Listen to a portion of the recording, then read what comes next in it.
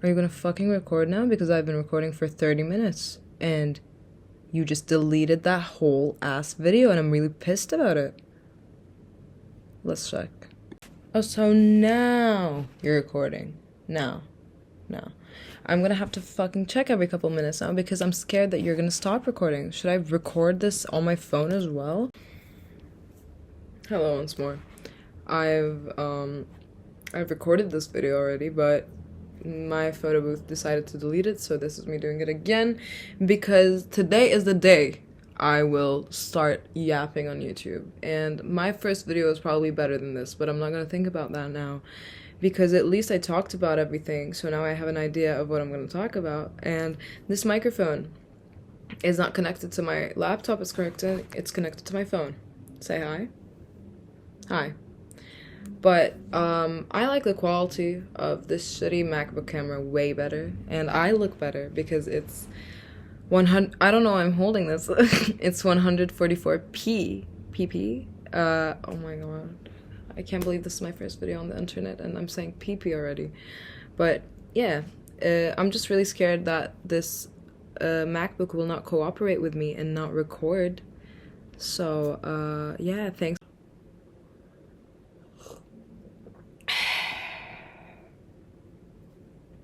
Hi everyone. My name is Julia, by the way, and I did not want this to be my first yapping video on the internet. I genuinely did not. I've filmed so many first episodes for my yapping videos, but it's always been like, my hair doesn't look that good. Oh, I talk really weird here. I say like a lot, and it's just never worked out, and I've never been satisfied with one single video that I've made, so I've always just deleted them and never posted them. But now is the time to change that because I genuinely have nothing to lose anymore. I just want to yap. My camera's dirty, sorry. I want to yap. And I want to talk about stuff that's been going on in my life, and I genuinely do not give a shit if no one listens to it, because I want to listen to it.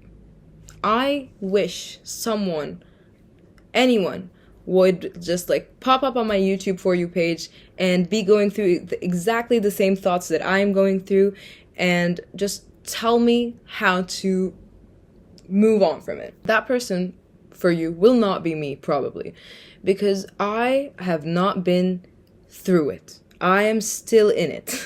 Now, as you may or may not know, it's my birthday in 4 days. Look here. 22nd, my birthday's the 26th. So I am now, going to be, officially a 20-year-old. That brings up a lot of scary feelings for a girl like me that's scared of getting old and scared of a lot of things that come with growing old. But to be honest, I realized in these past couple weeks that I really have grown up in ways that I genuinely did not see before. So my life was fairly stable for the past for the past year or so. Fairly stable. But sometimes things that you would never foresee just happen. And when I tell you I've not felt this bad for such a long time, just understand that I have been in war, bro. When an Arab tells you that they're going through something and that it's been worse than their war trauma, you know that's when you need to take them seriously. Because, okay, to be fair, I do not remember that war trauma very much because it's been a long time. But you know that's when shit has gone bad. So, the thing I realized about getting older, basically, even though I'm not that old, I know, I've started to cope with things better than I used to. So, when everything first hit the fan, I was a big advocate of feeling my feelings. God, feeling my feelings was horrible. I felt my feelings for 2 weeks, and all I did was cry, and it was not fun. But for old Julia, this would have been a 2-3 month type of not getting out of bed shit. For this new Julia, it has been a 2-week type thing. And I'm not saying that I still don't get those horrible feelings. I still do, but I'm just saying that I think as you get older, you get better at dealing with things. You get better at knowing what to do for yourself in those times because, this is going to be so cliche, but at the end of the day, who was there for me when I was in that state? Yes, my friends have helped. Yes, my mom, my family has probably helped. But genuinely, when we look at our life from above the clouds, we can see that when times are really, really fucking rough, and the people you thought you trusted most in the world turn on you, or something happens and they're not there, and who's with you sleeping that day? Who's with you crying that day? Who's with you? Who's taking you to the gym? You are. And as a person who has been hyper independent for almost my entire life, it was always hard for me to let people take care of me. And after doing that for a while, and now having to take care of myself again for a while, it's been really hard, and it's been really exhausting to sit here and feel my feelings and heal again.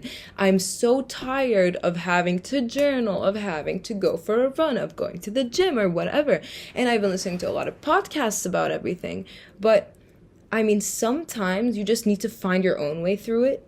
But I am not saying that journaling and going to the gym and going and doing these self-help stuff does not help. It does help immensely. At least you get out of the house. At least you know what you're feeling. That's why we journal. That's why we go to the gym. But, I mean, after a while, you need to learn what's good for you.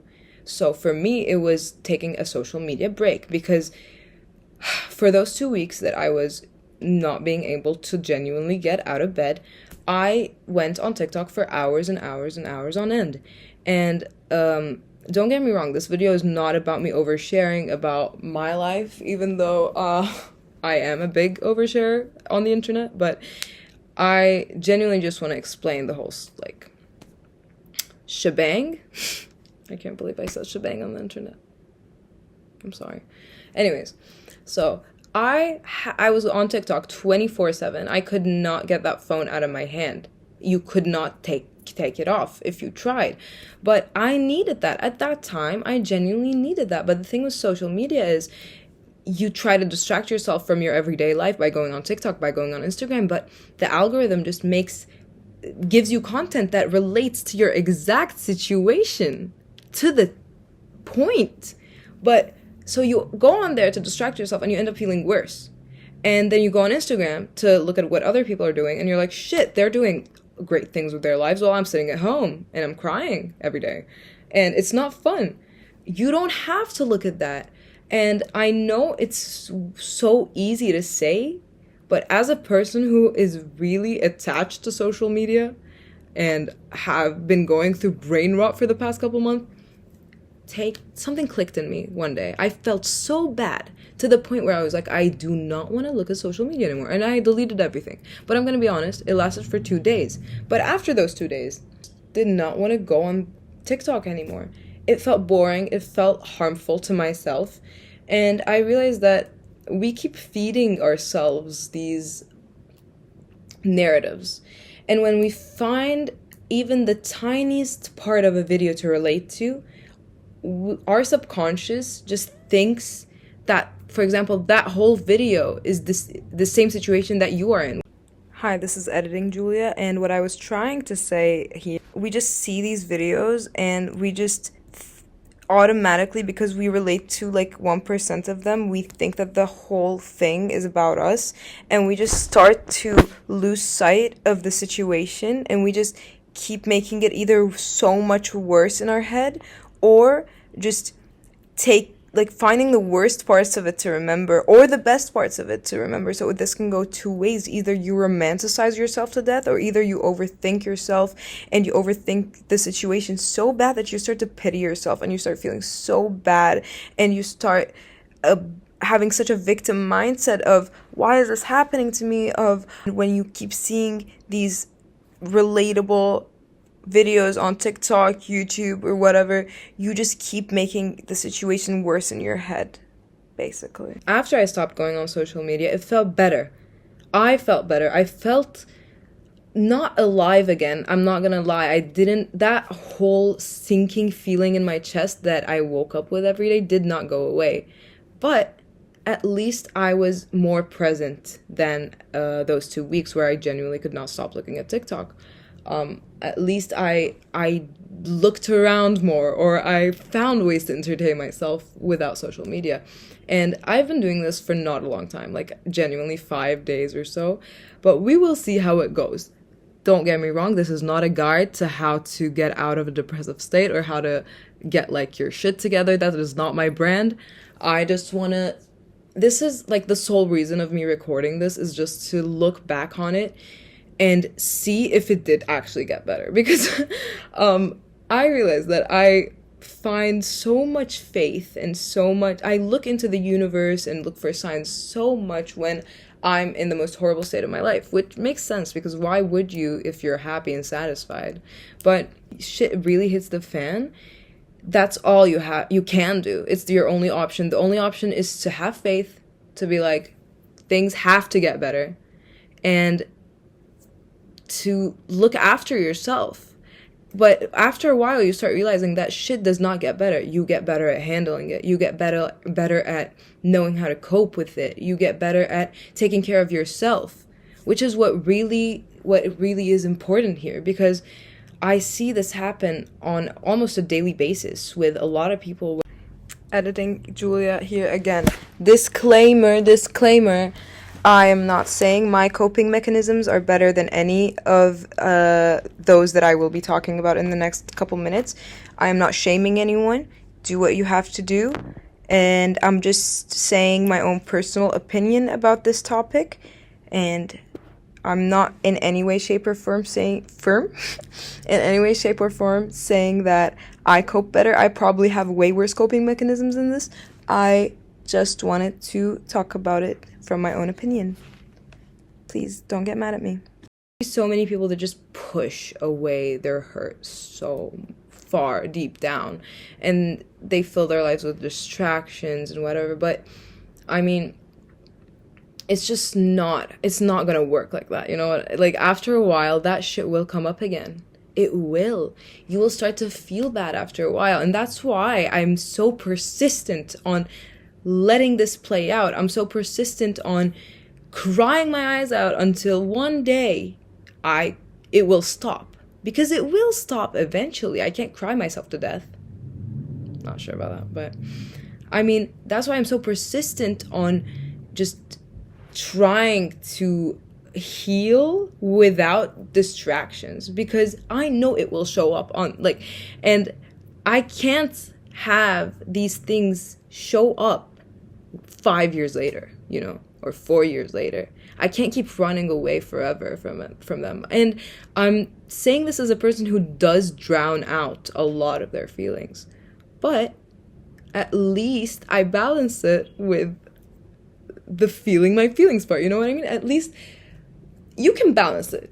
I think there is a balance to it, because sometimes feeling your feelings and journaling and doing the stuff that you need to do gets boring, it gets hard, and it gets exhausting. So I do agree to sometimes drowning shit out with various methods, like hang out with your friends, having an alcohol problem maybe, but not always. That's the difference. You can't keep doing that.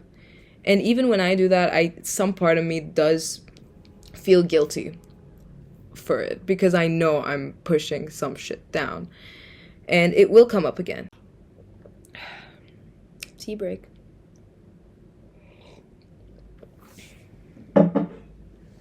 Shall we do a cigarette break?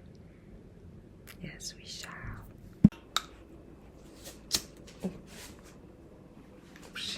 Is this good lighting? Oops. But then this shit is. This is better. Okay. Where am I gonna put you guys? I think someone just shot. What was I talking about? I don't think it is possible to run away from your problems.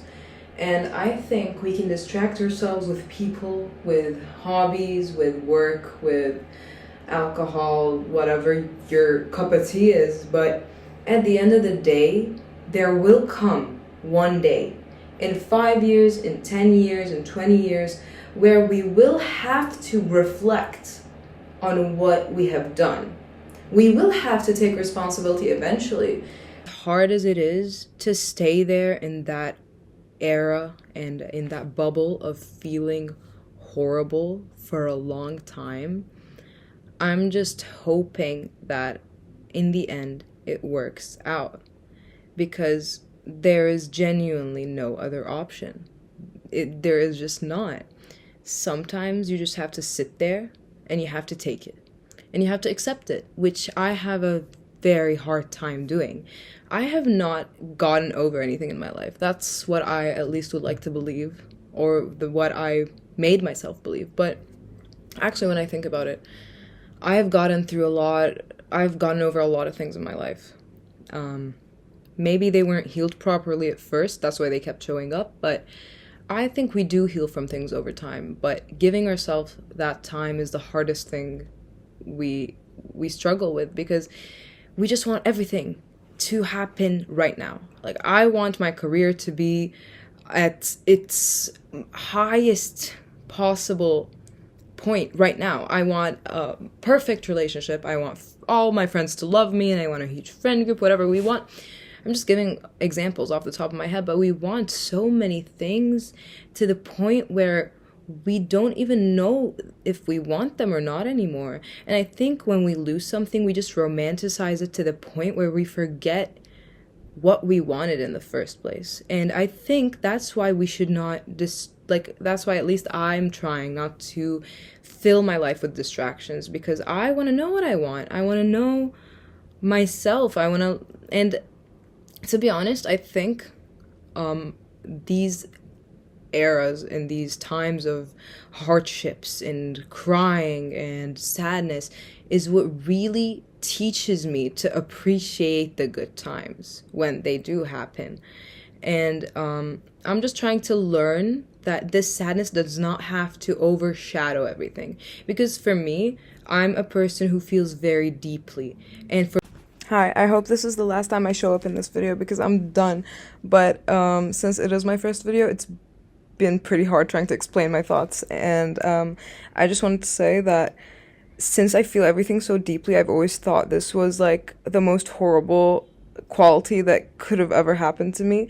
But you just have to accept that it will be there. Like, some things you just have to, you can't detach from them completely. I can't ignore that I have big feelings, and I can't ignore that bad things will happen, and I can't ignore people that I would like to ignore because of life circumstances.